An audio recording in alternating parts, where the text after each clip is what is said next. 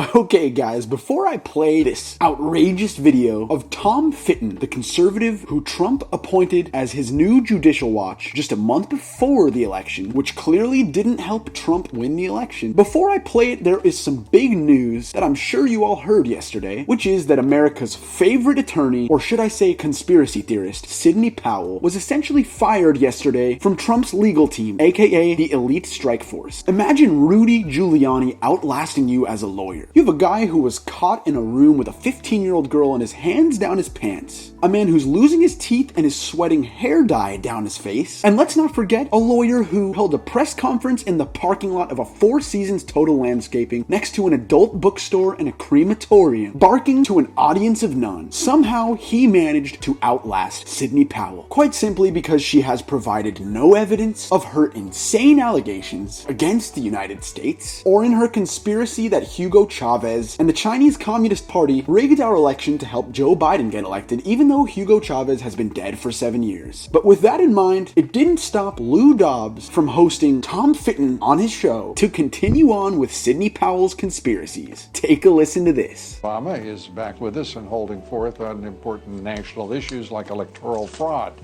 Your thoughts tonight? Anyone who says there's no evidence of fraud is either willfully ignorant or lying to you. Now, you can say whether the fraud is enough to change the outcome of the election or what notice should be given to it by legislatures or by Congress when they vote electoral college votes or certify them in January.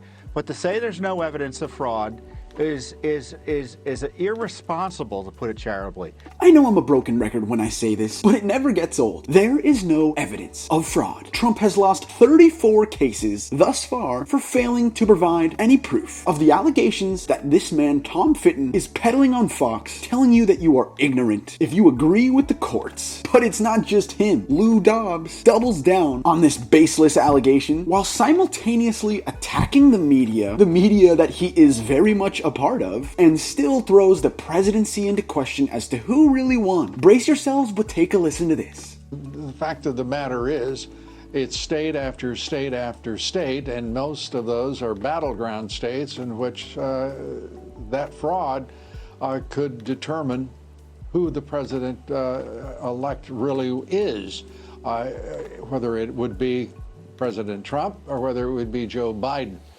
But right now, I don't think most Americans, and I don't think, by the way, there's anything wrong at all with what I'm about to say. I think most Americans don't believe a damn thing they're being told about the outcome of this election because there, frankly, are just too many questions. We don't even know. Talking earlier with a Pennsylvania state Republican leader and elected official, they don't even know who the owners of Dominion of voting machines and voting software. They don't know who they are. Well, Lou, the people who sign off on your paychecks called the election for Joe Biden, which raises another question as to why Fox News continues to employ this deranged, psychotic conspiracy theorist who is actively speaking out against his own network. Well, hey, I guess that's why now the left and the right both hate Fox News. And just to cap off this bizarre interview that lacks any merit or legitimacy behind these wild claims they continue to make, Tom Fitton goes on a rant about the left and concludes it by saying that our party has morphed into totalitarianism, which is hilarious considering the leader of the Republican Party is Donald Trump. But take a listen to this. Yeah, we're not allowed to ask questions. Only the left is allowed to ask questions. And we're not allowed to vindicate our civil rights. Only the left is allowed to pursue civil rights lawsuit. The lawsuit that the president's team is pursuing in Pennsylvania is a civil rights lawsuit. We have a right as Americans to vindicate our right to vote, which is a core civil right. The left doesn't believe that. They don't believe that anyone who votes against candidates they may or may not like has the right to pursue these claims in court. They don't believe that the Constitution or any access to the rule of law through the court system applies to people they don't like. It's totalitarianism.